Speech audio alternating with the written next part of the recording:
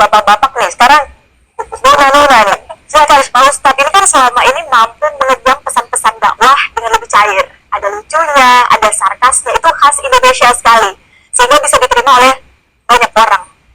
Pertanyaan saya adalah, dari mana Pak Ustadz skill itu Pak Ustadz dapat? Ini yang orang tidak tahu. Saya ini dosen komunikasi. S1, S2, S3 saya itu komunikasi. Dalam ilmu komunikasi ada disebut komunikasi persuasif. Bagaimana orang dibujuk supaya dia mau ikut dengan kita. Itulah komunikasi persuasif, yang lawannya adalah kursif, paksaan. Ya, saya melanjutkan Ferli tadi sama Yohana. Ya. Nah, tolong bujuk saya supaya sholat. Puasa saya lakukan, semua saya lakukan kecuali sholat. Ketika Allah perintahkan ibadah-ibadah yang lain, itu cukup perintah ayat saja turun. Allah perintah haji, ayat saja turun. Allah perintah puasa, ayat saja turun. Allah perintah bayar zakat, ayat saja turun. Tapi ketika Allah perintah sholat, tidak boleh ayat turun. Nabi dijemput oleh 2 malaikat, kemudian diajak naik, ketemu dengan Allah untuk menerima perintah ini. Kenapa? Karena perintah ini sangat penting. Mas, saya boleh dagang, bayar zakat sambil nyanyi.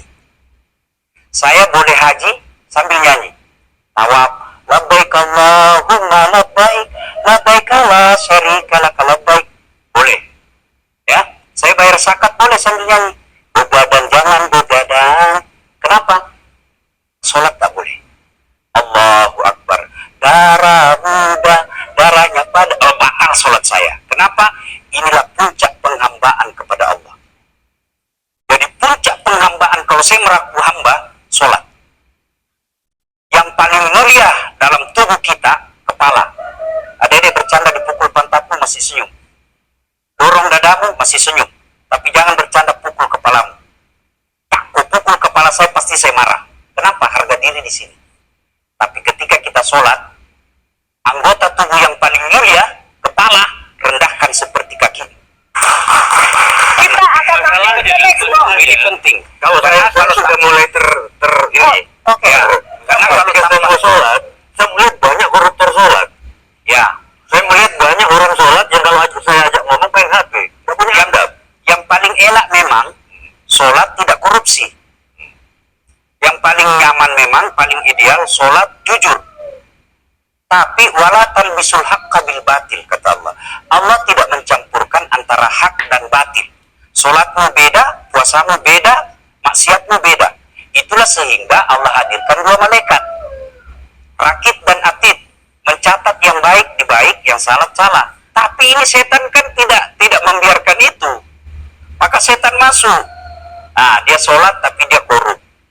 Tapi Allah Maha Adil, maka ditimbanglah nanti mana yang lebih banyak, kebaikanmu atau keburukanmu. Kalau dia baik amalnya tapi tidak ada sholatnya, sia-sia. Kenapa? Passwordnya kebaikan itu, kuncinya itu adalah sholat. Ustaz, ketika naik haji, naik pesawat itu mungkin dibikin orang yang nggak sholat. Iya, betul. Terus gimana tuh? Nah, Kursi itu mungkin dibikin orang yang nggak iya sholat. betul. Nah, bagi orang yang tidak sholat itu, Allah nanti perlihatkan amalnya. Yang ciptakan listrik ini luar biasa amalnya. Iya. Saya bisa dakwah karena ada mic. Iya. Dan mic itu dari orang non-muslim yang ciptakan. Maka Allah nanti pamerkan. Ini kau punya amal. Oh, ini 10, udah 10 miliar kau punya amal. Mana passwordnya? Mana kuncinya? Kuncinya itulah sholat. As-sholatu imanuddin, as-sholatu miftahul jannah. Sholat itu kunci kebaikan, sholat itu tiangnya agama. Sebuah bangunan, dia bisa berdiri tanpa dinding. Sebuah bangunan, dia bisa kokoh tanpa atap. Tapi ketika bangunan tidak punya tiang, pasti tidak kokoh. Tiang itulah dalam agama sholat. Dia tidak khusyuk, tidak ada urusan. Allah tidak hitung kau mau khusyuk atau tidak. Kamu datang dan sujud sama saya. Ya. Sudah sholat, idealnya dia bersih. Karena tidak mungkin sholat kalau dia tidak wudhu. Tapi kok ada orang sholat tapi jorok, buang sampah sembarangan. Itulah keberhasilan setan menggoda kita. Itulah sebabnya kita minta perlindungan kepada Allah. Kenapa ketika melontar 3 jumroh, orang haji kan melontar 3 jumroh, satu tiang 7 batu. Kenapa tidak dikumpul saja itu, satu kali lempar, dak, dak, dak. Kenapa? Kenapa mesti 3 hari dan kenapa mesti 3 titik? Itu pesan moralnya, melawan setan itu perlu napas panjang. Dengar azan, jangan pikir setan, itu temar itu. Tidak usah kau sholat, nanti kau tua. Anggaplah pergi sholat, setan menyerah, tidak. Buru-buru kamu, buru-buru. Akhirnya apa? Wudhu tidak sempurna. Anggaplah Anda wudhu dengan sempurna, setan menyerah, tidak. Masuk masjid, tidak usah sholat sunnah, tidak usah sholat sunnah. Prinsipnya setan, kalau dia tidak bisa dikalah, jangan